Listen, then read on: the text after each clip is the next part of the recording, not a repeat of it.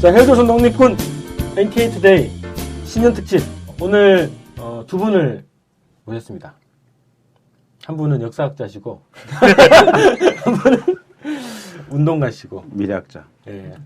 우리 갑자기 바뀌시네요. 카이스트의 김진영 교수님 네, 모셨습니다. 반갑습니다. 자, 그 다음에 역사학자하고 북한과학기술사를 전공하신 우리 강호재 박사님 오셨습니다. 와, 이쪽에 되나? 오늘이 1월 7일인가요? 네, 1월 7일. 1월 6일이 뭐가 있었잖아요. 터졌죠? 네. 폭탄이 터졌습니다. 저희가 긴급하게 잡은 게 아니고 한 2주 전에 잡아놨는데 예지력이라고 하세요, 그냥. 예지력. 뭔가 6일날 있을 것 같아서 7일날 잡았죠, 우리가. 그래서 원래 주제 잡은 게 있는데 그거 좀 뒤로 미루고 1월 6일 날 있었던 북해 첫 수소탄 시험 요거 사안을 가지고 먼저 얘기를 시작을 해야 되겠습니다. 저 NK투데이에서 어제 긴급하게 또 열심히 또 글을 쓰셨던데. 아, 예. 저희는 원래 속보 경쟁 이런 거 안 하는데 네. 이건 도저히 안 할 수가 없는 사안이라서. 페이스 곳곳에 다 퍼놨더라고. 아, 예, 그렇죠. 그걸로 먹고 사니까요. 저 NK투데이에서는 그냥 보도를 그냥 전한 거예요, 소식을. 그렇죠. 사실관계만 그냥. 네. 근데 사실관계가 틀린 게 하나 있었습니다. 네. 제가 수소폭탄 시험을 한 장소를 양강도라고 했는데 양강도가 아니더라고요. 어디로 나왔어요? 그러니까 풍계리에서 여전히 했을 것이다라고 추정을 했는데 풍계리. 언론들이 다 풍계리를 양강도라고 해놓은 거예요. 아, 근데 한북. 풍계리는 길주군에 있고 길주군은 함경북도에 있단 말이에요. 근데 풍계리를 양강도라고 다들 보도를 하더라고요. 그 장소가 어떻게 되는 거죠? 함경도, 일제된 함경도인데 지금 함경북도로 나오기도 하고 양강도로 나오기도 하는데 탈북자들 이야기 들어보면은 함경남도라는 이야기도 나옵니다. 중요한 건 함경남도와 함경북도 사이에 길주군 풍계리가 있는 건 맞습니다. 네. 근데 중요한 건 실제로 풍계리에서 수소폭탄 실험을 했느냐. 풍계리 주변이라고 하죠. 그렇죠. 정확한 진앙지를 찾고 있는데 그 진앙지가 행정구역상 풍계리냐 아니냐는 다른 논의의 지점인 것 같습니다. 근데 일단 뭐, 그 위치 자체도 정확히 네, 그렇죠. 모른다는 거고, 그 다음에 보도는 일단 잘못된 거네? 네. 네. 엉터리 보도가 지금 넘쳐나고 있죠. 아, NK투데이. 모든 언론들이 딱 한 번 실수한 거죠, 지금? 아, 예, 그렇습니다. NK투데이보다도 예를 들어 조선일보, 동아일보, 우리는 모든 KBS, MBC 다 마찬가지로 지금 이 부분 관련해서 장소 문제가 좀 명확히 하는 것 같습니다. 예. 아니, 그 정도로 이게 파악이 안 되나요? 아니, 무슨 이게 땅이 뭐 최첨단 게 위성도 있고. 그러니까 밖에서는 안 보인다는 거죠. 땅 속으로 그 지진파가 들려야 그 정보가 전달이 되는 거니까 지진파를 곳곳에 탐지기를 놔두고 지진파를 들어서 그것들 사이의 거리를 적당히 측정을 하는 거죠. 컴퍼스 가지고. 그럼 그게 겹치는 구간이 딱 나와야 되는데 과학이라는 게 항상 숫자 노름을 하지만 딱 떨어지지는 않은 거죠. 오차가 생기니까 대략 이 정도쯤 하면은 그 안에 오차가 지도에서는 조그만 건데 확대해 보면은 뭐 반경 몇십 킬로 나오니까 정확히 거기라고 할 수는 없죠. 현재 나오고 있는 게 풍계리 주변이라고만 나옵니다. 네네. 풍계리 주변이라고 나온다라는 건 뭐 팩트니까. 그러니까 이게 또 위도 경도를 하려면 이게 GPS를 받아야 되는데 GPS는 저 위에서 임의로 만든 거니까 실제 거기하고는 뭐 상관이 없었으니까. 어제 오늘 뭐 수백 건에 걸쳐서 연관 검색어들이 관련 보도들이 엄청나게 쏟아져 나오고 있는데 그 보도들에 대해서 한번 좀 제대로 좀 분석을 해줄 필요가 있겠다는 생각이 좀 들어요. 네네. 기본적으로 뭐 이게 수소폭탄 맞나 아이가 뭐 여러 가지 수소폭탄 실험은 아닌 듯 하다라는 이야기부터 왜 우리 정부는 정보기관은 그걸 징후를 포착하지 못했느냐 뭐 이런저런 것들 좀 쟁점이 되고 있는 것들을 좀 지적을 해주고 무엇보다도 국민들이 만약에 실제로 수소폭탄이면 이 수소폭탄의 실체가 뭐고 위력은 어떻게 되며 이런 이야기들을 좀 설명을 해주는 게 좋겠습니다. 역사학자께서 역사적으로? 일단 수소폭탄이라는 무엇이며 그것의 위력은 얼마나 되는지 그거에 대해서 먼저 짚고 그렇죠. 개념부터 얘기를 좀 해야 되겠네요. 뭐, 지금 돈 제일 많이 번 사람으로 꼽히는 사람 중에 하나가 노벨 평화상을 나오고 이렇게 한 사람이 다이나마이트를 만들었고 그게 이제 화학 물질 가지고 터뜨리는 건데 이제 전부 다 그걸 기준으로 만드는데 그런 화학 물질의 반응에서 나오는 에너지 말고 그 아인슈타인이라고 하는 그 사람이 만든 질량을 그 에너지로 하는 그게 이제 탄인데 물질을 쪼개면은 그 사이에 에너지가 막 나오죠. 그걸 쪼개서 나오는 게 이제 분열탄이라고 하는 게 우라늄탄, 그다음에 플루토늄탄 이게 두 가지가 있습니다. 그게 1945년에 일본에 터뜨렸던 두 가지인데 그 두 가지가 낼 수 있는 이제 위력이 아주 작은 질량인데 TNT에 대해서는 어마어마한 몇 배의 위력이 나와서 이제 막강하다 이렇게 얘기를 했고 그게 45년 만들어지고 50 몇 년인가요? 53년인가 51년인가 53년. 예, 쯤에 네. 미국 수소탄을 이제 만들죠. 이제 그 차이가 뭐냐면 분열을 꽝 해가지고 어마어마한 에너지를 내는 걸로 그냥 끝나는 게 아니라 더 강력한 에너지를 내는 게 융합이라는 거죠. 태양처럼. 수소가 이게 다른 물질로 변환하면서 또 에너지를 많이 내는데 두 개 차이는 원인 물질의 1kg당 내는 에너지로 비교해 보니까 얘가 한 4배 정도가 더 많은 거예요. 잠깐 약간 어려우신데. 어려우시죠? 자, 여기서 이렇게 봐봐요. 기본적으로 히로시마에 떨어졌던 것이 당시에 2만 20탄 이렇게 보죠. 2만 톤. 그러니까 그 다이나마이트 2만. 유역의 그 기준으로 개. 했을 네, 때 2만 개, 2만 개죠. 2만 톤을 그냥 네. 한꺼번에 네. 팍 터트리는. 그러면은 1952년도에 미국이 수소폭탄 실험에 성공합니다. 그 1952년 미국 실험에서 그 위력이 얼마였냐? 이 히로시마 나가사키 그거에 딱 500배였어요. 이게 원자탄은 아무리 노력해도 더 이상 그 폭발력을 키울 수는 없어요. 근데 수소폭탄은 이 폭발력을 무궁무진히 키울 수 있어요. 근데 52년 미국의 실험에서 나왔던 그 폭발력의 크기가 1000만 톤까지 갔다 옵니다. 1000만 톤. 여기에 외피를 예를 들어서 거기에 대한 우라늄을 외피를 두른다. 그럼 또 2천만 톤까지 간단 말입니다. 2번을 하는 거죠. 그렇죠. 다단계라고 하는 게 이제 그런 이게 사실 수소폭탄의 위력이라는 것이 아인슈타인이 그런 이야기 했다 그러죠. 3차 세계대전이 일어나게 되면은 이후에 인류의 전쟁은 막대기와 돌을 가지고 할 것이다. 즉, 산 인류는 가면. 다 몰락한다. 그 가장 대표적인 케이스의 무기가 이 수소폭탄이다. 대충 그렇게 이해를 해도 다르지 않을 거예요. 그래도 지금 네. 논란 있는 것 때문에 하나 더 정리를 하면 그 우라늄이나 플루토늄 탄은 진짜 분열이고 수소폭탄은 융합이다가 아니라 분열을 이용해서 융합을 그렇죠. 하면서 또 다시 분열을 하는 3단계 혹은 예. 4단계니까 네. 연쇄 반응을 2번 할 거냐, 3번 할 거냐, 4번 할 거냐. 이게 되면 꽝 이렇게 되는 그렇죠, 거야? 그렇죠, 그렇죠. 수소폭탄의 기폭제는 원자탄이에요. 네. 원자탄이 있어야만 이제 수소탄을 가는데 네. 그 사이에 여러 번 안 하게, 한 2번만 하게 만든 게 지금 뭐 열화 우라늄탄이든지 뭐 증폭 뭐 이런 나오는 얘기들이 중간에 들어갔고 요걸 그래서 수소까지 갔냐 안 갔냐인데 이거는 이제 말장난인 거죠. 분열도 했고 융합도 했으면 그걸 2번 할 건지 3번 할 건지 차이기 때문에 수소탄이냐 아니냐는 차이가 없고 둘 다 어마무시한 파괴력이 나올 수 쓰면 있다는 안 된다. 거죠. 예. 그러니까 이제 일각에서 나오는 게 지금 국방부에서도 이게 실패다. 수소탄 실험이 실패한 거다라고 주장을 한단 말이죠. 근데 그게 의미가 없다는 얘기라는 말이죠. 그렇죠. 자기들도 모르고 우리도 모르는 건데 요번에 아주 중요한 게 북한 얘기는 항상 정보가 통제가 돼 있기 때문에 뭐 전문가들이나 그 국방부나 이런 얘기를 들어야 되는데 지금은 전문가들이나 일반 시민이나 똑같아요. 알고 있는 정보는 그냥 북에서 뭔가 인공지진이 발생했다. 지진 발생. 지진 발생했다. 어. 어딘지 아무도 몰라요. 그냥 발생했다. 그것만 알면 돼요. 어디라는 건 우리한테 크게 중요하지 않죠. 북한에서 자기 땅에서 했다고 했으니. 그 종류가 또 수소탄이라고 했으니까 수소탄인갑다. 중요한 거는 어마무시한 폭발력을 가진 게 터졌다. 뜻입니다. 그게 뭔지는 아무 중요한 게 아니에요. 기본적으로 지금 이제 전체적으로 어제 그 수소폭탄 실험 완전 성공을 중대 발표로 해서 내놨는데 지금 어제 오늘 한 400건이 넘는 관련 기사 보도를 쭉 검색하다 보면은 가장 많이 나오는 게 수소폭탄 실험 아닌 듯, 수소폭탄 실험은 아닌 듯이라 말입니다. 근데 참 한번 생각해 볼게요. 첫 번째, 북측의 공식 대회 발표예요. 그것을 부정하겠다라는 것이죠. 근데 공식적인 발표 자체를 부정하고 우리의 추정을 계속 가미해서 아닌 듯이라고 한단 말입니다.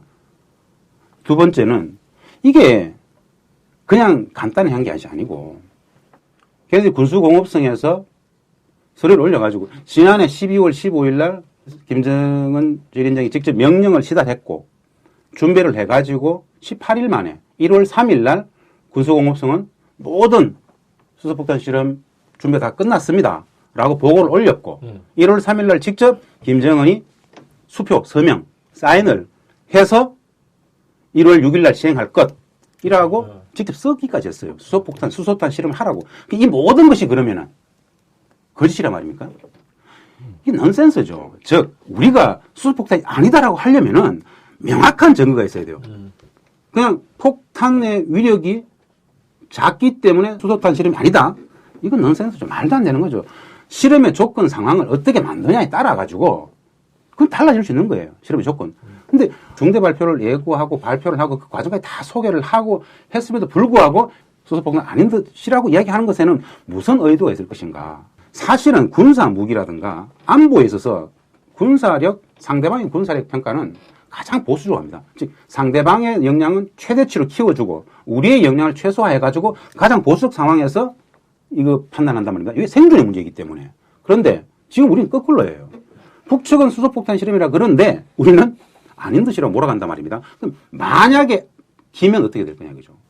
그것을 상정하고 대북 정책이든 군사 전략이든 다 짜야 되는데 그렇지 못하다라는 게 지금의 언론들의 쓰고 있는 기사 분석들의 맹점 우려스럽다. 재밌는 게 한국의 기상청에서 어제 아침에 지진파가 딱 났을 때 처음에 지진 강도를 4.2라고 발표를 했어요. 그러다가 재빨리 4.3으로 올렸습니다. 근데 중국에서 4.9라고 발표하고 유럽에서 5.1이라고 발표하니까 그렇죠. 오후 늦게야 4.8로 또 올리더라고요. 근데 이 지진 규모가 사실 4.3하고 4.8이 0.5 차이밖에 안 난다고 생각할 수 있는데 지진 규모를 측정하는 그 단위 자체가 로그 함수이기 때문에 어마어마한 차이가 있습니다. 로그 함수가 뭐야? 곱하기가 아니고 몇 승으로 10의 몇 제곱이냐 이렇게 올라가 버리는 거거든요. 네. 0.1 차이가 0.1로 아주 많이 차이가 나야 가는 거고. 원자탄이 공부하다 보면은 수소탄의 기폭장치인 원자탄을 기폭장치로 쓸 때 끌어오는 도시가 10의 8성 도시라 그러더라고. 10의 8성 도시는 몇 도 정도 돼요? 1조 정도라고. 1조 도. 기폭제 열이 그 정도 돼야 예. 융합으로 갈 수 있는. 열만 있는 게 열도 있고 그 압력이 높아야 돼서 정말 만나기 싫어한 두 사람 만나려면서 막 이렇게 밀어 넣어야 되는 것처럼 이 물질들은 자기들이 고유한 게 있는데 그걸 구겨 넣어서 다른 물질로 바꾸려고 하니까 엄청난 온도로 뜨겁게 만들어 가지고 둘을 합방시켜야 되는 거죠. 예. 그게 고온과 고압이 돼야 되니까 인위적으로 불가능하고 아예 폭약을 주변에 들어서 내폭시키는 그래서 안쪽으로 팍 밀려들게 하는 뭐 그런 장치를 쓰는 거죠. 거기서 분열이 돼서 이제 중성자가 나오면서 쫙 날아가는데 수소탄이라고 하기 싫은 이유가 또 여러 가지가 있는데 수소탄으로 가면은 문제는 외피를 살짝 걷어내면 강력한 중성자탄이 되거든요. 중성자탄이 되면은 아주 위력적인 게 점령할 도시를 안 쓰겠다는 마음 먹으면 원자탄이나 이런 걸 써요. 왜냐하면 죽고 나서 그 다음에 낙진이 생기니까. 폐가 되죠. 그렇죠. 중성자탄을 딱 들이면 건물들은 무생물들은 하나도 영향을 안 받아요. 생물들만 안에 원자 수준에서 저는 내서 죽어버리는 수소탄이 거죠. 그런 줄 알았는데 중성자탄이 그런 거예요. 중성자탄이 그런 거죠. 근데 중성자탄 안에 들어가는 그 중성자가 수소탄을 발생시키는 그 중성자가 그런 강력한 작동을 하는 것들이 막 튀어나와요. 그래서 외피를 딱 걷어내면 중성자탄이 되니까 점령하고 싶은 데는 거기다 중성자탄을 딱 그럼 그거는 친환경인가요? 그렇죠. 친환경이 생물체가 다 죽어요. 그 무기에 무기에다가 친환경이 되면은 넌센스고. 녹색으로 됐어. 인간은 지구의 암적인 존재이기 때문에 인간을 싹 없애버리는 아주 강력한. 요 말에 대한 동의해요. 네. 우리 강화재 박사 얘기했다시피 수소탄이다, 열핵폭탄이다, 뭐 융합 차이 의미가 없다는 것이죠. 중요한 데 찾아보니까는 수소폭탄을 보유하고 있는 나라가 딱 유엔 안보리 상임 이사 5개국까지만요. 북측이 수소탄을 정말 가지게 됐으면은 쟤네들은 유엔 안보리 5개국 플러스 1의 위력을 군사위를 갖고 있는 거예요, 사실은. 이거를 간단하게 볼 게 아니다라고. 그거는 또 뭐랑 관계 있냐면 지난해 북한이 SLBM을 완성하지 그렇죠. 그 실험을 하지 않았습니까? 그러니까 잠수함 발사 탄도 미사일도 사실은 그 5개국만 가지고 있는 거 아닙니까? 그렇죠. 실제로 영국, 미국, 러시아가 실제로 갖고 있고 그리고 중국과 프랑스는 아직은 실험 단계라고 이야기하는 게 정확한데 북측의 수소폭탄에 대해서 다루는 내용이나 지난 SLBM 나왔을 때나 왜 그걸 자꾸 아닌 것으로 왜 계속 아닌 것으로 수준이 평가절하를 왜 하려고 하는 것이냐. 너무 어려웠다는 거예요. 그것이 군사적 재앙이 될 수 있다는 것이죠.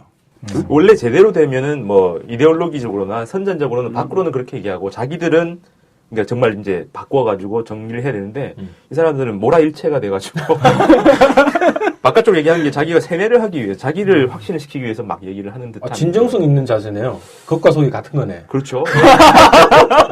수소탄이든 아니든 이게 의미가 없다라는 거를 한 번 더 얘기를 해주시겠어요? 그러니까 기본적으로 그 운전면허증 가면 이종은 뭐 70점 필기 시험 쳤을 때 1종 같은 80점만 넘으면 다 운전면허증 나옵니다. 그래서 시험 쳐봤잖아요, 전부 다. 바로 전날 하다가 안 되면 다음에 한 번 더 하는 정도로 해서 전날 그냥 봐가지고 딱 70점만 맞추잖아요. 그렇죠. 80점만 하면 오히려 80점, 90점은 바보란 소리 듣죠. 그걸 뭐라고? 나 100점 맞았어요. 그러니까 바보란 소리. 일주일 동안 공부하셨구만. 근데 강 박사님 이야기는 70점만 넘으면 다 성공이다 이거죠. 합격했다 이거죠. 근데 69점도 안 되는 7점 못 받는 안 되는 사람들이 80점밖에 안 됐대. 90점밖에 100점 못 받았대라고 이야기랑 똑같은 수준이라는 거죠. 99점이면 100점이냐 뭐 이러고 있는데 지금 우리한테 우려스러운 얘기는 쟤들이 인공지진을 강력한 수준으로 일으킬 수 있는 무기를 가졌다. 그것도 한두 번이 아니고 세네 번, 지금 네 번까지 왔고 그것도 자기들이 마음먹으면 언제든지 실패 없이 한다는 거죠.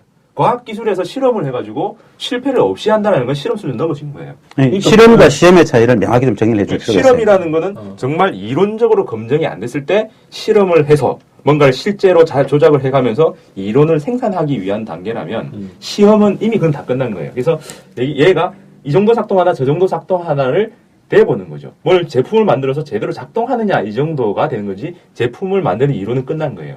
그래서 우리가 실험이라고 쓰는 거와 시험이라는 건 다릅니다. 대학 입학 실험이라고 하지 않잖아요. 그건 시험이에요. 그 사람이 자격 있냐 없냐를 혹은 성능이 어느 정도냐 대학 교육을 할 수 있냐 없냐라고 하는 게 시험이라면 실험은 이게 뭔지 모르겠다 실험을 해서 알아보자 이런 거죠. 이 문제가 어떤 굉장히 큰 막 엄청난 그 논리적 재앙이 될 수 있냐면요. 북측 개성에서 4년간 근무하면서 가장 깊은 이야기하는 게 군사 분야 문제를 이야기해 보잖아요. 학자들 양쪽으로 돌아가가지고 물어보는 겁니다. 계속 핵 문제 뭐 다 계속 이야기하다 보면 늘 부닥쳤던 게 이런 문제예요. 보세요. 우리는 우리의 자의적 기준에 의해서 어제 저 시험을 북측의 4차 핵 실험으로 이야기하죠. 4차 핵 실험. 2006년, 2009년, 2013년, 어제 16년 어제 4차 실험이라 그럽니다. 만약에 이거 테스트 시험일 경우에 수많은 실험을 거쳐서 테스트 시험이라면 북측은 이렇게 하겠거든요. 저한테 늘 이렇게 했어요. 김 박사 선생이 보기에 우리가 정말 당신은 세 번밖에 핵실험을 안 한 것 같아 이렇게 하겠어요. 우리가 알기로 뭐 지진파가 그 정도 되면 뭐 세 번 아니냐라고 이야기해서 그네들 반응 다 웃어요. 너무 이렇게 같지 않다라는 시. 즉 시험 이전에 수많은 실험이 있었을 수 있다. 우리는 모른다라는 거. 그러면은 우리가 이야기를 하려면은 그 이전에 얼마나 많은 실험이 있었는지는 아무도 몰라요. 이야기를 하려면 4번의 시험이 있었다. 인공지진을 일으키는 핵시험이 4번 있었다. 핵과 관련된 실험은 그 이전에 얼마나 있었는지는 아무도 모른다라고 이야기하는 것이 가장 정확한 표현일 겁니다. 그런데 국민들 대부분 4번밖에 핵실험 안 했네라고 이야기하거든. 4번만 어떻게 수소폭탄을 만들어? 말이 아니잖아요. 그러겠죠. 그렇죠. 요 관계들도 우리 남북관계 전문가는 북한 전문가들, 북한 군사 전문가들도 반드시 알아야 될 게 실험과 시험의 차이. 그리고 과연 북측은 지금까지 4번밖에 핵 실험인지 시험인지 안 했을 것인가. 근본적인 의문을 가져야 됩니다. 아닐 수 있다라는 거. 요번에도 북에서 얘기를 안 했으면 전혀 몰랐을까. 그렇죠. 아니 그러면 이거 북에서 발표를 안 했어요. 근데 지진파가 지나가는 거죠. 아니 인공지진인데 할 수 있잖아. 의혹만 생기는 거죠. 추정만 할 수 있어. 실험일 것 같다는. 지진파가 순수 지진파가 아닌 핵실험과 유사한 지진파가 났다. 핵실험 했지라고 추정은 할 수 있지만 확실히 핵실험 했다라고 주장은 못한다 이거지. 과학이라는 게 그런 거잖아요. 북한이 발표를 한 일주일쯤 뒤에 했으면 정말 재밌었을 것 같은데. 그 사례가 있었잖아요. 1998년에 그러니까. 첫 번째 그 인공위성 발사체 쐈을 때 뿅 지나가고 나서 조용히 있다가 우리 했는데 이랬더만은 미국에서 당황하고 일본에서는 밝히지. 그때 일주일 동안 열심히 미사일이라고 주장했는데 그렇죠. 그때 테스트 다 해봤죠. 아니 근데 그 국정원하고 국방부에서는 한 달 전에 징후를 다 파악한다고 그랬잖아요. 한다라고 주장을 했죠, 자기들도. 근데 그게 과학기술적으로 불가능한 거예요? 아니, 할 수는 있죠. 근데 능력이 좀 안 될 수 있는 거지. 할 수 있는 거는 우리가 말고 다른 장치나 이런 걸 하면은 할 수 있을 건데, 우리나 뭐 이런 조정들이 안 맞겠죠. 기본적으로 우리가 제가 늘 주장하는 것 중에 하나가 우리는 북한을 너무 모른다. 재앙적 수준에서 모른다. 모를 수밖에 없다. 아까 제가 잠시 예를 들었습니다만은 실제로 김정은 제1위원장이 2012년에 쭉 등장하고 나서 이설주 부인을 대동하고 나오기 전까지만 하더라도 김정은 제1위원장이 결혼했다는 사실조차도 몰랐잖아요. 몰랐죠. 네? 모르잖아. 발표하지 않으면 몰라요. 근데 군사 전략상 군사 무기 체계는 대부분 다 극비 대비 상황이고 북측은 전통적으로 1960년대 초반부터 김일성 주석의 교시로서 군사 전략적 관점에서 안보 전략적 관점에서 어떠한 것들도 공개적으로 발표하지 않아요. 이 특히 군사 문제는 안 한단 말입니다. 어떻게 국방부가 국정원이 북한의 군사 동향에 대해서 실험이냐 시험이냐 모르죠. 모를 수밖에 없죠. 우리가 워낙 CCTV에 많이 있으니까 CCTV를 찍고 있지 않을까 해서 북한은 똑같은 CCTV가 이제 인공위성인 거죠. 인공위성이 막 지나가고 있는데 어떻게 속였는데 알고 보면 인공위성은 듬성듬성 작동을 하는 거죠. 쓱 지나가고 나면 또 없을 때가 있는 거죠. 그러면 지나갈 때마다 이렇게 짝짝 펼쳐주면서 그 타이밍만 지나가면 되는 거죠. 왜냐하면 인공위성은 주기적이거든요. 인공위성 추정일 뿐이죠. 뭔가 보인다라는 것, 저게 뭘까는 몰라요. 그래서 예전에 북측은요, 나무로, 목재로 미사일 쭉 만들어가지고, 그렇게 기만하잖아요. 그럼 뭐 북만에도 옛날에 코소보 전쟁할 때도 그렇게 네, 했죠. 그렇죠. 그냥 각자 만들어 놓고 막 폭격하고 나면 뒤에서 유유히 이제 팍 전투기 날아오르고. 예를 들어서 정말 미국의 군사 정보력이 정말 대단하고, 그랬으면은 1997년, 98년 검창이 그 지하 핵시설이라고 막 추정해가지고 쌀 50만 톤까지 걸고 보상하고 들어가서 직접 봤는데 북측이 지하 자연 동굴이라고 했던 것을 핵시설이라고 막 특별사찰 받으라고 해가지고 직접 정말 가서 봤는데 쌀 50만 톤까지 주고 봤는데도 실제로 그 지하 핵시설이 아니라 천연 자연 동굴이었잖아요. 미국 CIA가 모든 군사적 정보력을 집중해가지고 검창이 지하 시설이 저게 동굴이 아니라 지하 핵시설이니까 특별사찰 받아라. 1년 6개월 동안 전쟁에 와전하게 폭격하겠다 말겠다 막 해가지고 북한 측에서 우리 군사 주권적을 보려면은 응당 보상을 해라. 그래서 가서 봤음에도 불구하고 결국 지하 자연 동굴이었잖아요. 이것이 어떻게 보면은 우리가 너무 맹신하는 정보라는 것에 맹신하는 수준이 사실은 아무것도 아니더라. 라는 반증이에요. 어떻게 알아, 그걸? 그러면 국정원하고 국방부가 알 수 있다라는 주장은? 자기들 확신 가지고 주장이죠, 있어요. 주장. 자기는 자기 확신하니까. 주장이 사실이라고 생각하면서 섞여 나가죠. 기본적으로 과학적인 판단에서는 가치 판단하고 사실 판단을 구분해야 되는데 가치 판단을 먼저 앞세우면 사실 판단도 막 흔들리는 거죠. 뭐 그런 상태에 있는 거죠. 근데 이 문제와 네, 관련해서 네. 전 정말 우려스러운 게 정말 그런 거예요. 최근 2, 3년간 결국 북핵 문제를 둘러싼 우리의 대응이라는 것은 작전 계획이 어떻게 나왔냐면은 결국 사전 징후 포착 시에 선제 공격하겠다라는 게 지금 한미의 군사 전략이거든요. 네. 이번에 이 엄청난 수선이 아닌지 잘 모르겠다. 하여튼 이 엄청난 실험 아무도 몰랐잖아요. 발표하고만 봤단 말입니다. 이걸 사전에 몰랐단 말이에요. 그러면 이후에 비슷한 상황 속에서 사전 징후 포착했다라고 할 수 있는 근거들이 과연 뭐일 것이냐 이거지. 전부 핵전인데 다 군사적 공격, 우리가 선제 공격 할 수 있다라는 건데 핵 실험에 대해서는 사전 징후 포착하면 바로 때리겠다라는 게 우리의 군사 작전 계획인데 이 상황을 모른다라는 이야기는 이후에 오판도 있을 수 있다는 이야기거든요. 그러니까. 이것이 얼마나 엄청난 재앙으로 갈 수 있겠냐 이거죠. 그러니까 요거에 대해서 첫 번째 청와대 반응은 왜 몰랐냐라고 가고 그걸 몰랐던 이유에 대한 반성이 있어야죠. 이게 뭐였는지 이게 평가가 수소탄인지 아닌지 이거는 지금 크게 중요한 거 아니에요. 이미 북은 2006년 이후로 이미 끝난 게임인 거죠. 뭐가 끝났냐면은 두 가지가 끝났는데 우선은 위력적인 공격력을 가지고 있다와 그다음 두 번, 세 번, 네 번은 실험을 했다가 아니라 이제는 그 한 번 터뜨릴 때 화약을 예를 들면 이제 우라늄이나 플루토늄을 얼마나 쓴지를 전혀 몰라요. 원료가 얼마 쓴지 전혀 모르죠. 근데 북이 우라늄을 가지고 있는 거나 플루토늄을 추출하는 거는 대략적인 추정을 합니다. 그 자료를 다 공유했기 때문에. 그러니까 예를 들어서 100kg 정도의 플루토늄을 추출했다. 근데 세 번을 터뜨렸어요. 그러면 얼마가 남았을까요? 라고 하면은 모릅니다. 기술 발전에 따라 다르잖아요, 또. 그러니까요. 이게 2kg에서 10kg의 그 오차가 있기 때문에 정말 작게 쓰면 2kg, 많이 쓰면 10kg이기 때문에 세 번을 했어요라고 하면은 최소 6kg에서 많으면 30kg를 쓰죠. 그럼 그 오차 24kg가 남아요. 붕 떠요. 소위 말하는 비자금이 생긴 거예요. 그래서 2006년 이후에 4번을 실험을 해버리면은 비자금이 어마무시하게 많아지는데 그게 4개에서 한 10개 정도까지 만들 수 있는 정도가 돼요. 그거는 유사시에는 숨겨놨다가 지금처럼 한 20일 만에 따다다닥 해가지고 유사시에는 다른 나라로 쏴버리면 그 나라를 다 초토화시킬 수 있는 정도가 된 거죠. 즉 이미 무기를 많이 가지고 있다. 그럼 2006년 끝났고요. 그럼 그 다음에 왜 하느냐로 가면 숨기려고. 비자금을 숨기듯이 핵물질을 숨겨놓을 수 있는 근거 마련입니다. 왜냐하면 2007년인가 그때 그 이전의 핵물질과 관련된 걸 그 서류를 다 교환했어요. 다 끝날 줄 알았는데 미국하고 북한의 의견이 달랐죠. 자, 이 정도면 몇 킬로 나왔을 거야? 아니야, 우리 요 정도밖에 안 했어. 거기서 결론이 틀려가지고 합의가 깨졌어요.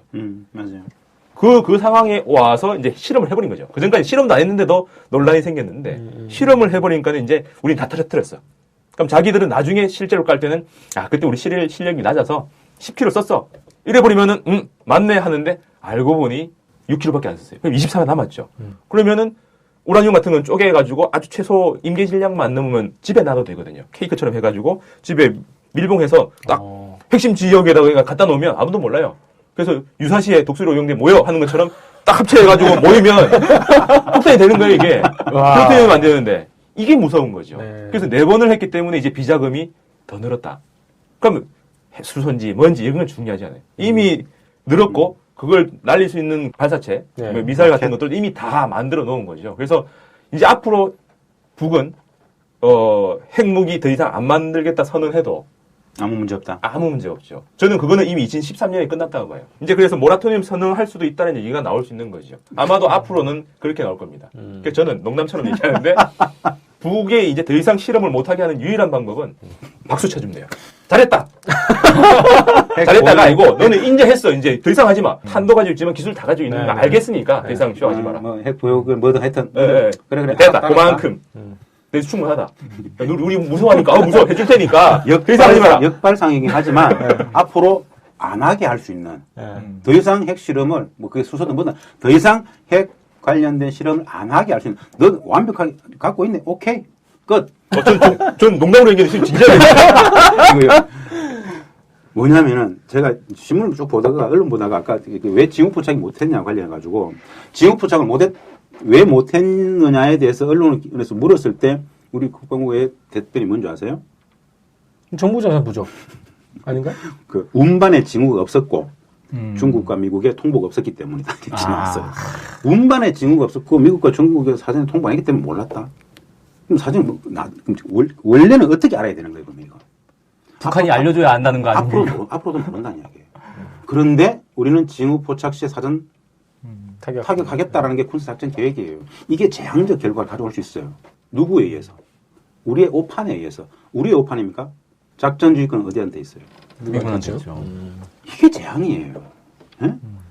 그네들의 주판을 속여서 이거 자칫 잘못하면은 정말 엄청난 재앙이 올 수 있다는 것이죠. 아니, 지금 뭐 그런 거 있죠. 이제 사전 징후라는 게 자의적인 거 아닙니까, 중국이? 그렇죠. 징후 보였어. 그래서 때린 거야. 그 판단 자체가 너무 가변적이기 때문에 여기에 전체 우리 5천만 이상의 한반도 전체 7천만, 8천만 전체 민족 성원들의 목숨줄이 달려있다는 자체가 얼마나 살떨리는 이야기냐고요. 이걸 제도적으로 어떻게 해놓지 않는 한 너무 무서운 현실이 우리 눈앞에 있다는 것이죠. 흑인 남자애가 장난감 권총 쏘고 네네네. 놀다가 죽었잖아요. 그렇죠. 근데 그 경찰은 무죄가 났어요. 왜냐하면 전남왕이? 징후를 봤으니까. 주머니에 꼼짝 마라고 했는데 꼼짝을 했고 그리고 주머니 쪽으로 손을 가져간 거죠. 보여주지 않고. 그래서 우리는 몰랐다. 걔가 진짜 총인지 가짜 총인지 몰랐다. 이게 이미 이제 통용이 되는 사회가 됐어요. 이게 가짜일 수 있고 뭐 이런 얘기를 쭉 해줬는데도 불구하고 몰랐다고 해버리고 손을 가져가는 행위만 가지고 결정한 거예요. 원래는 총 쏴야 되는 건데 항상 예비라고 하면서 시간을 거슬러 올라가서 그 이전 단계죠. 손만 들면은 이제 때린 상황이 되는 거고 말을 입만 벌리면 욕을 한 상황이 된 거죠. 아, 그럼 얘기 들어보면은 심각해요. 차량이 움직이면 징후네. 그렇죠. 쟤네들 주장대로라면. 두 번째 더욱더 큰 문제는 자, 했다 이거죠. 좋다 이거죠. 여기에 우리가 어떻게 대응할 것인가와 관련된 것만이라도 제대로 분석적이고 엄정하게 이성적으로 평화주의 관점에서 들어가야 되는데 다시 이것을 붐업시키는 위기를 다시 고조시키는 그런 판단들이 대책들이 나온다는 게 굉장히 힘들다. 네, 그래서 네. 징후 포착 문제가 관련해서 좀 정리해야 될 것 같다. 네. 요 문제는 꼭 좀 짚었으면 좋겠다 싶어서 말씀을 드렸던 거예요. 네, 네. 그럼 요 논리대로 가면 이렇게 나오죠. 그럼 징후 포착을 차가 움직이는 것만 가지고 알 수 없었다 하니까 다른 걸 알기 위해서 탐침을 더 꽂겠다는 거죠. 그러면 지금은 인공위성이 지나가면서 촬영하는 정도인데 네. 아니면 이제 레이더 가지고 움직임을 하나하나 더 살필 수 있게 상시적으로 볼 수 있는 레이더를 감시하겠다. 뭐 사드에 들어가는 그런 것처럼 다 들어가겠죠. 그쪽으로 가면 이제 이거는 완전히 재앙적으로 가는 거고 지금 몰랐으니까 여기서 어떻게 대응을 해야 되겠느냐. 우선 북한의 핵무기 제조 기술이나 이런 것들이 어마어마하다라는 걸 알고 있어야 되는 거고 거기서 파생돼 나오는 흐름들을 예측하면서 대응을 해야죠. 무기 자체에서 지금 매몰되어 나가니까 근본적으로 한반도에 있어서 특히 북한에 있어서 북핵 문제 90년대부터 지금 거진 25년 이상 끌고 오는 북핵 문제라는 게 뭔가, 북핵 문제의 본질은 뭔가에 대해서 좀 개념 정리를 명확히 좀 하고 갔으면 좋겠다. 그 북핵 문제만 오면 다들 입을 다 닫아버려요. 북핵. 정말 핵핵이 하는데. 아니, 입을 닫는 것도 있는데, 조중동하고 논리가 거의 차이가 나지 않는 입장. 그렇죠. 이게 뭐냐면은, 우리도 모른다 이거지. 저는 기본적으로 북핵 문제의 본질은 북한과 미국 간의 적대적 관계가 본질이다. 북미 관계의 적대적 관계가 본질이기 때문에 북핵 문제의 본질은 북핵 문제 해법의 본질도 북미 관계 정상화되면 무조건 이건 풀리는 문제이다. 실제로 북측의 주장도 마찬가지죠. 쟤네들은 미국의 70년, 60년 된 북한에 대한 핵 공격에 대비하기 위해서 만들 수밖에 없다라고 얘기하거든요. 자위적 핵 극제력이 되지 않습니까? 이 문제와 관련해서 우리가 면밀히 한번 따져볼 필요 있는 게 쟤네들이 왜 핵을 왜 만들었을 것인가? 그것이 일각에서는 우리 대한민국을 향하는 것이 아니라 미국을 향하는 것이다 라고 이야기하는데 그건 어떤 의미일까? 북핵 문제가 미국과의 관계, 북미 관계의 문제이구나. 명확한 관계 설정들을 좀 해줘야 될 필요가 있을 뿐만 아니라 북핵 문제의 본질은 결국 북미 관계만 정상화되면 평화적 관계로 정상화 가면은 자연스럽게 풀릴 수밖에 없고 이미 북핵 문제 해법과 관련해서는 9.19 공동성명이다, 2.13 합의다 이미 다 나와 있었다. 9.19 공동성명도 2.13 합의도 실제로 깨고 작살냈던 사실은 미국의 대북 봉쇄 정책의 연장선에 깨졌던 것이거든요. 북미 관계만 정상화 간다면 북핵 문제 본질은 다 해소될 수 있다. 그리고 초질과 일관되게 북한이 핵실험 있을 때마다 늘 나오는 발언들 보고 있으면은 평화협정 계속 요구하면서 나오는 발언들은 핵 문제의 본질은 북미 관계 정상화 있다고 얘기합니다. 미국이 자기들 공개하지 않고 우리 체제 인정하고 북미 관계 정상화되면은 핵 문제는 자연스럽게 다 풀린다고 얘기하거든. 그렇다라면은 포괄적으로 같이 다 풀어버려야 되는 게 우리의 관점이어야 된다라는 이야기를 하고 싶은 거죠. 이게 선후차가 자꾸 거꾸로 돼 있어요. 그렇죠. 그죠. 북핵 문제 때문에 정상화가 안 된다 이런 식으로 계속 논리를 펴온 게 지난 과정이었거든요. 지난해 1월, 2월부터 북한이 미국한테 이야기했던 게 우리 북핵 이거 동결할 수 있다. 이렇게 미국이 키리졸브 훈련을 임시 잠정 유예하고 연기하면 우리 핵실험 이 모든 걸 다 유예할 수 있다 그랬었어요. 그러면서 이 전체 유예하는 것 가지고 한번 회담을 하자. 결국 우리 핵 동결할 테니까 핵 저거 할 테니까 북미 관계 정상화로 가자라고 얘기했을 때 미국 성김 대사의 안 받았죠. 이야기는 뭐였냐면은 이런 지하에 북한과 미국과 북한 사이에 협상의 테이블에 있는 것은 아무것도 없다. 북핵 폐기만 이야기할 수 있다고 얘기했어요. 북한은 그래 북핵 폐기와 더불어 북미 관계 정상화를 같이 이야기하자. 평화협정을 이야기하자. 정례협정을 폐기하고 평화협정을 맺자. 그럼 북핵 문제 자연스럽게 해소된다라고 얘기했었고 두 개를 같이 이야기하자. 포괄적으로. 미국은 평화협정은 아니다. 정례협정은 두고 오로지 북핵 폐기 문제만 가지고 논의를 하자. 실제로 결렬됐죠. 이것을 같이 풀어야 되는 게 결국 궁극적인 한반도의 평화정착에 갈 수 있는 첩경이라는 것이죠. 본질은 북핵 문제 본질은 북핵만 보니까 나온 건데 실제 전체 숲을 본다라면은 전체적인 한반도의 평화 문제와 같이 맞물려 있구나. 핵심은 북미 관계 정상화가 본질적인 과제구나라고 이해하는 게 좋겠다는 거죠.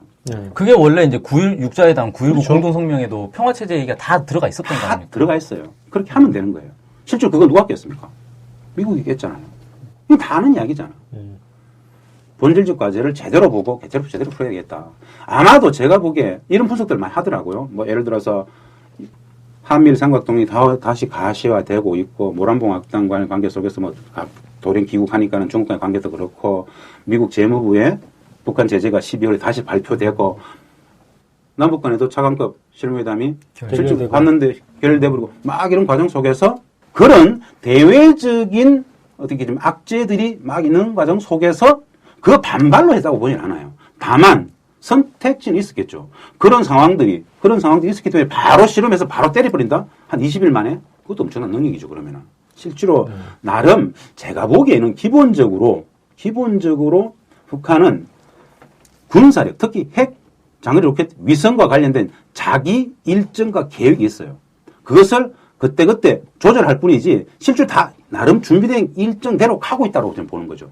그런데 이 모든 것을 결정하는 건 내가 보기에는 북미 간의 관계 정상화, 즉 북미 간의 회담이라든가 협상이 잘 되면 안 하죠. 그걸 다르게 정리하면 북이 요번에 왜 실험을 했냐가 아니라 그렇죠. 북 실험을 멈추게 하는 프로세스가 작동했냐 전혀 없다는 그걸 거죠. 봐야죠. 그러니까 지금 전혀 멈추지 않았다라는 게 나와야지 요번에 했다라고 나가면은 너무 일시적인 거죠. 달리 지난해 말하면 그 6년, 9년, 12년, 13년 저는 오히려 주기를 봐요. 이게 실험 주기적으로 주기. 3년. 그죠. 3년 주기로 가는 게 이 실험도 이 3년 주기지만 경제발전 전략도 3년 주기로 가고 있거든요. 2009년에 첨단 돌파 전략 나왔고 인공위성도 비슷해요. 예, 3년 주기라서 지금 여기는 계획경제가 1년보다는 3년 정도는 돼 있지 않을까라는 거고 더 중요한 건 핵시험이 아니라 1년의 프로세스. 북미 간의 국가 간의 정상화 프로세스의 일환이기 때문에 아무것도 안 바뀌어 있으면 하는 게 정상인 거죠. 하는 게 정상이고 뭔가 변화가 있으면 멈추는 거죠. 그래서 그렇죠. 변화가 없었기 때문에 한다. 자기 노정을 가는 거죠. 오히려 더 강고하게 가야죠. 우리는 프로세스가 있기 때문에 우리를 멈추게 안 했지 않았냐. 그런 실험이 없도록 상황 관리, 사실은 적극적인 대북 정책 속에서 평화 정책을 가야 됩니다. 그러지 않으면은 그 사이에 가장 죽어나는 것은 이 한반도를 살아가는 우리죠.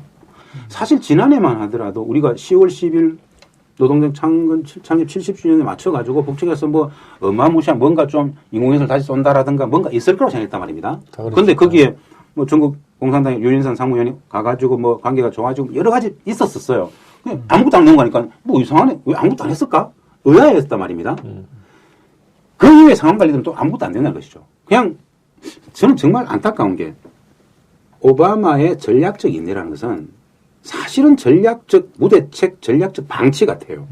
한반도 문제, 즉 한반도 문제 핵심, 동북아 문제 핵심은 북미 간의 긴장 관계를 평화적 관계로 가져가는 것이 본질적 가치다라면은 방치하면 안 되죠. 무슨 전략적 인내가 있어요? 우리의 관점에서는 평화를 빨리 정착시켜야 되는 게 우리의 전략적 가치죠. 근데 미국 입장에서는 왜 자꾸 전략적 방치를 전략적 인내로 표현하면서 놔둘 것인가? 놔두면은 놔둔 과정 속에서 북한의 핵 능력, 인공위성 능력은 쫙 성장했어요. 맞죠? 그죠. 맞죠? 이건 역사가 다 나오는 거란 말이에요. 개입하고 직접적으로 인게이지먼트 해가지고 계속 어떻게든 평화적으로 가야지만 저걸 컴다운 시킬 수 있는 것이지 놔두면은 자기들 발전도 그대로 가져갈 거예요. 이런 그러니까. 이유가 있지 않을까요? 지금 놔둔 이유가 만약에 정책의 선택이라면 북이 인공위성을 쏘게 하면서 국력을 낭비하게 만드는 것도 있죠. 낭비인가요, 국력? 핵실험 이거는 작동하면 그러니까 핵물질 줄어들어. 낭비라고 하는 이유가 이건 매몰비용이거든요. 인공위성은 그나마 해가지고 그걸 다르게 매몰비용을 발생하죠. 리펀드를 받을 수 있는데 얘들은 만들어서 못 쓸 거기 때문에 민방위 전략이잖아요. 민방위 저게 전략이지. 포로가 돼가지고 군량미를 흉내고 저는 그거는 진짜 있을 거라고 봐요. 핵실험 자체가 핵실험을 계속 놔두면 양쪽을 다 해야 될 때 전략적 상황이 바뀌면 핵에다 투자를 못하면은 안 하게 된다면 그 군사를 계속 민수로 계속 벌 수가 있는데 그게 계속 투자를 해야 돼요. 그래서 이거는 건드리면 안 되기 때문에 김정은 들어와가지고 군수에 있는 그 자금줄을 당으로 다 땡겨왔는데 아직도 못 땡겨온 몇 개가 있다면 이거는 핵족이죠. 이거는 그 기술 자체가 비싸서가 아니라 그걸 하기 위해서 만드는 그 재원들, 그 금속 제도도 굉장히 커야 되고 정밀해야 되고 그 전에는 뭐 여러 가지 했을 거 아닙니까? 그리고 농축을 시켜야 되고 여기 들어가는 돈이 어마어마할 건데 그걸 더 빼올 수 없게 만드는 장치로 활용하고 있지 않을까. 시기적 문제와 관련해서 분명히 딱 하나씩 정리하고 넘어갔으면 좋겠다라는 게 이런 거죠.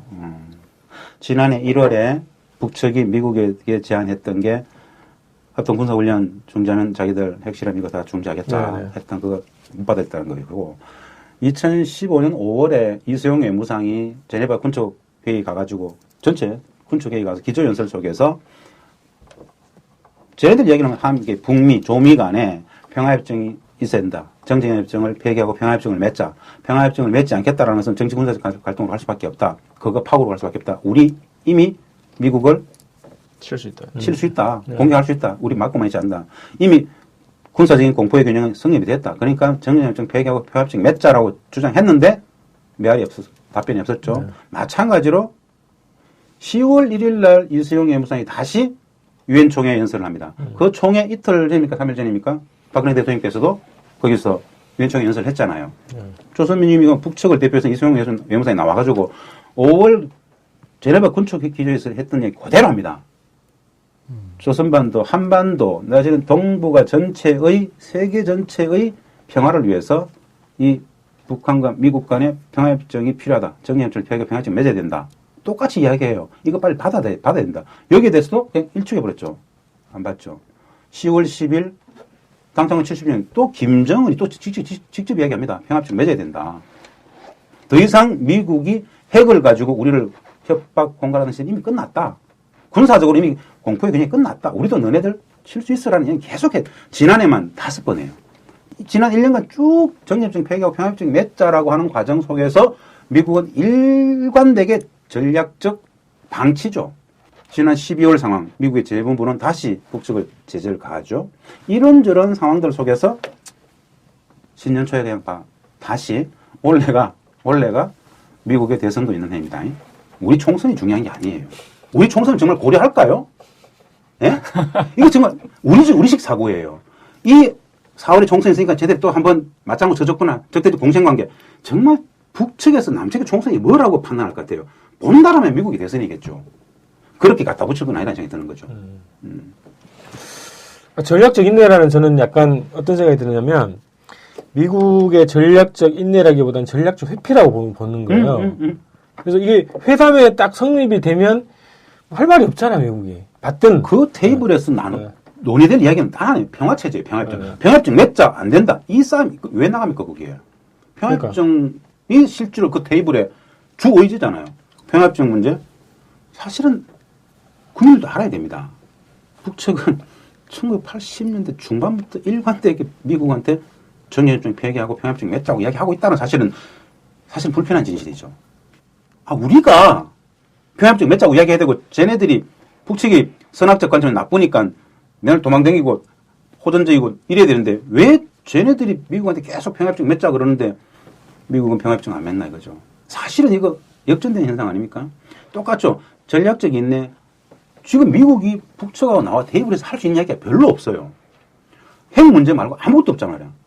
북측 이야기는 북미 간의 관계 정상하고 대사관급의 외관계 수립하고 평화협정 맺자라는 게 북측 일관된 30년 된 요구 아닙니까?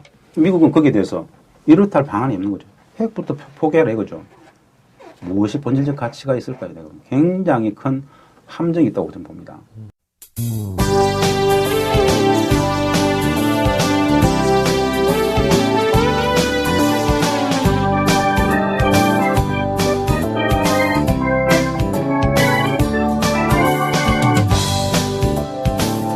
우리 NK투데이가 협동조합인 것 알고 계시죠? 네, 언론 협동조합 NK투데이죠. 네. 근데 왜 협동조합이에요? 협동조합은 지분과 상관없이 조합원 모두가 동일한 권리를 갖는 민주적인 조직 형태거든요. 그래서 요즘 뜻있는 언론사들이 협동조합으로 바꾼 추세입니다. 네, 진짜 멋있어요. 그러면은 조합원이 되면 어떤 혜택이 있을까요? 일단 언론협동조합 NK투데이의 한 가족이 되는 특권을 누릴 수가 있습니다. 특권이요? 네. 네. 그리고 각종 행사나 강연, 도서 판매 등에서 할인 혜택을 받을 수 있습니다. 네. 그럼 조합원에 가입하려면 어떻게 해야 돼요? 저희 홈페이지에 조합원 가입 안내가 자세히 나와 있으니까 한번 보시고요. 전화나 이메일로 연락 주시면 친절히 안내해드리겠습니다. 물론 조합원에 가입하시려면 출자금과 월 조합비를 준비하셔야 합니다. 그렇군요. 어쨌든 북한 소식을 정확히 보도해서 통일을 앞당기는 언론협동조합 NK투데이의 조합원이 꼭 되어주세요. 그리고 조합원 가입이 부담되시면 유료 구독자로 가입하셔도 좋습니다. 혜택은 똑같습니다. 자세한 내용은 nktoday.kr로 들어오셔서 확인하십시오.